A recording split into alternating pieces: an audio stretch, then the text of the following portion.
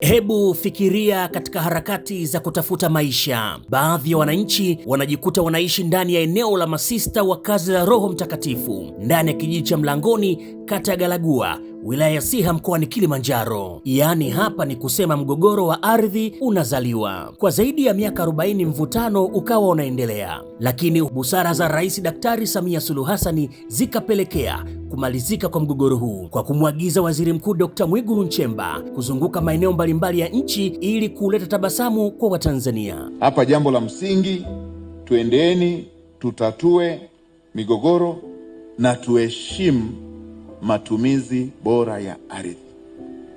Ndio maana nimetoa maelekezo kwa wenzetu wanaosimamia jambo hili la ardhi kuwa makini na kuacha vitendo vya rushwa.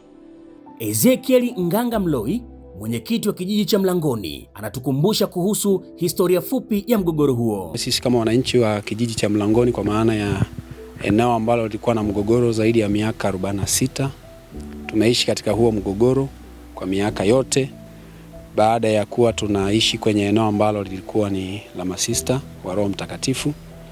Lakini baadaye serikali kupitia rais wetu wa Jamhuri ya Muungano wa Tanzania ameamua kutupatia eneo hili sisi kama wananchi tuendelee kuishi hapa kama makazi yetu, kwa hizo heka ambazo zilikuwa za masista, na masista kupewa eneo lingine kama fidia ili sisi tuendelee kuishi katika eneo hili.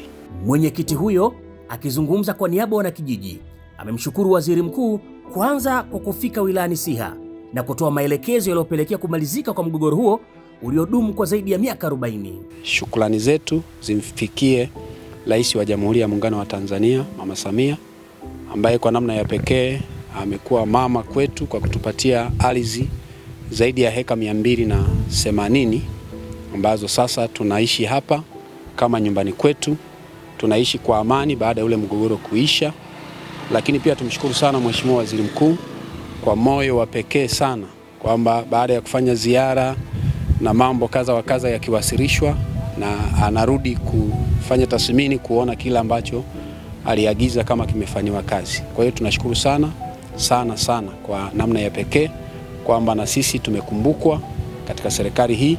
Sasa tunaishi nyumbani kwetu. Sister Claudiana Emedius kutoka shirika la kazi za Roho Mtakatifu, na yeye kwa upande wake amemshukuru Mheshimiwa Waziri Mkuu. Kwa kweli kwa sasa hivi tuna amani na wananchi wetu, tumekuwa majirani, na tunaishukuru sana serikali ya Mheshimiwa Dr.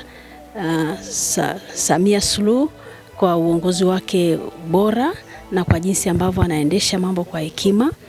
Kwa kweli tunaishukuru sana serikali kwa sababu ya fidia hii ambayo tulipokea pia kwa moyo mkunjufu, moyo wa shukrani, moyo wa matumaini.